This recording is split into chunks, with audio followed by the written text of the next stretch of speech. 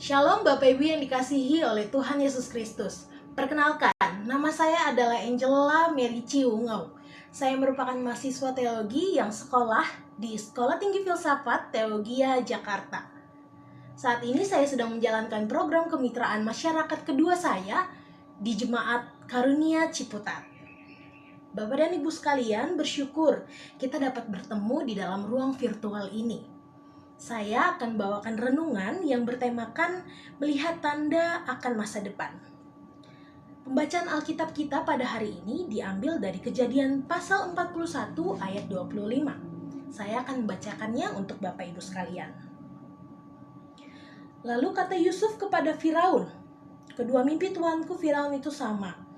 Allah telah memberitahukan kepada tuanku Firaun apa yang hendak dilakukannya." Berbicara tentang masa depan Bapak Ibu sekalian, itu merupakan hal misteri di dalam kehidupan kita.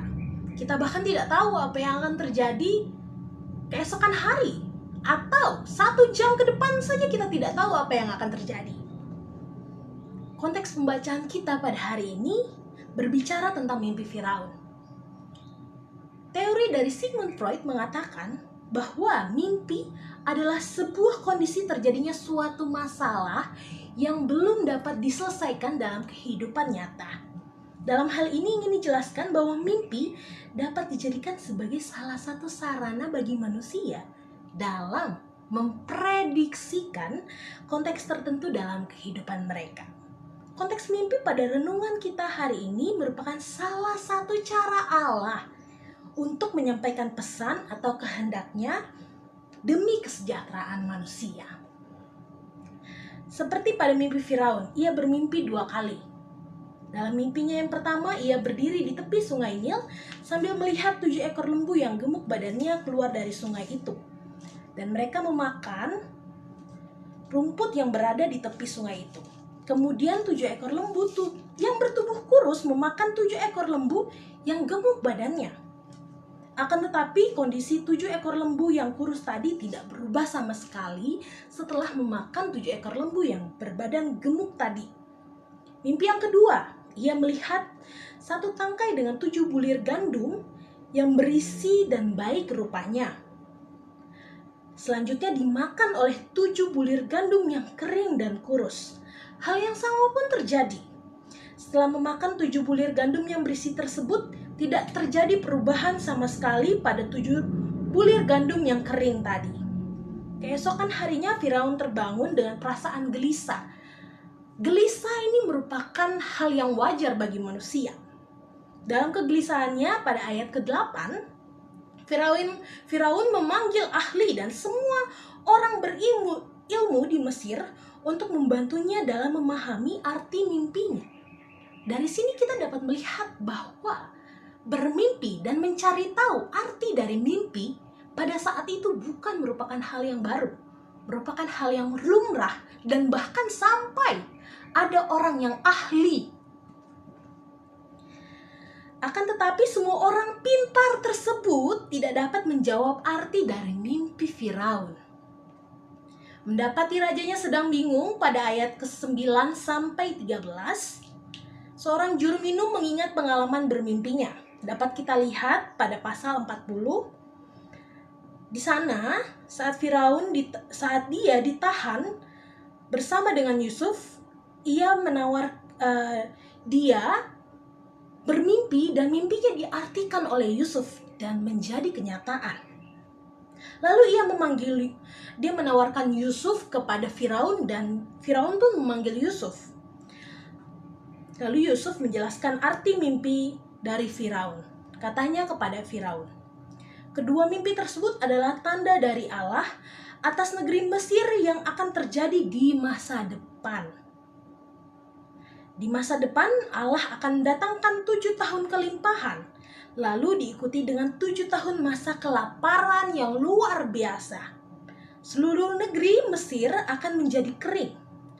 Untuk menjelaskan hal tersebut, Yusuf bukan langsung menerima ilham dari Allah begitu saja. Jadi dia tidak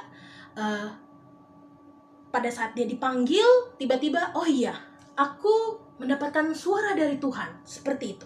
Tidak. melainkan ia menggunakan dua hal, yaitu kehidupan yang berhikmat kepada Tuhan dan juga rasa takutnya akan Tuhan. Untuk menjelaskan mimpi dari Firaun pun, Yusuf tidak menjelaskan itu adalah saya, melainkan itu adalah Tuhan, kehendak Allah.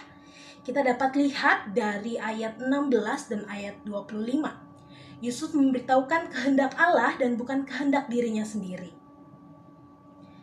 Hikmat yang diberikan Allah kepada dirinya, Yusuf maksudnya, dapat kita lihat dari strategi yang ditawarkan oleh Yusuf kepada Firaun.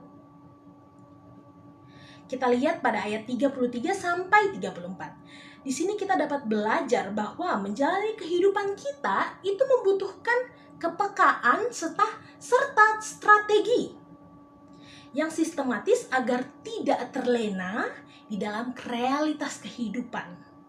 Sebab kehidupan bukan merupakan hal yang main-main, saudara-saudara. Di dalam kehidupan itu terdapat tanggung jawab, bukan hanya kepada diri sendiri, keluarga, teman, lingkungan, bahkan alam, tetapi kepada Tuhan yang Maha Kuasa. Di tengah masa pandemi ini yang rasanya cukup merugikan bagi kita memerlukan strategi yang apik.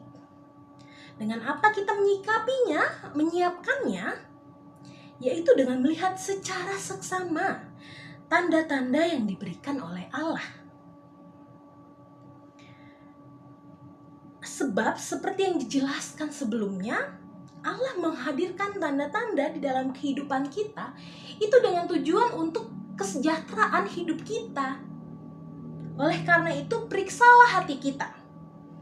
Apakah kita sama seperti Yusuf? Apakah kita mengandalkan Tuhan? Apakah kita hidup untuk Tuhan?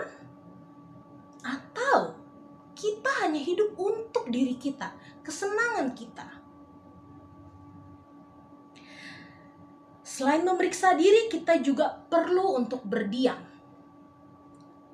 dan bertanya, pesan apa yang mau Tuhan sampaikan melalui adanya pandemi ini bagi saya, keluarga, gereja, Indonesia, dan dunia.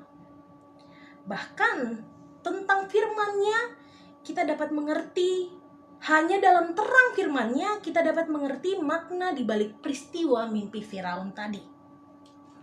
Oleh sebab itu, penting rupanya kita untuk hidup berlandaskan pada firman Tuhan.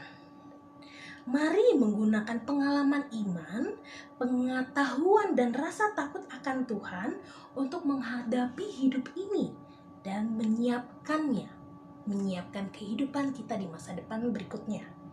Jangan tunggu atau menanti mimpi, melainkan berbasis firman kebenaran kita, arahkan hidup kita agar sesulit apapun kita, Allah memampukan kita. Bersenjatakanlah firman Tuhan dengan kita mempersiapkan masa depan kita. Terima kasih, Tuhan Yesus memberkati. Selamat berproses, Tuhan menyertai kita. Amin.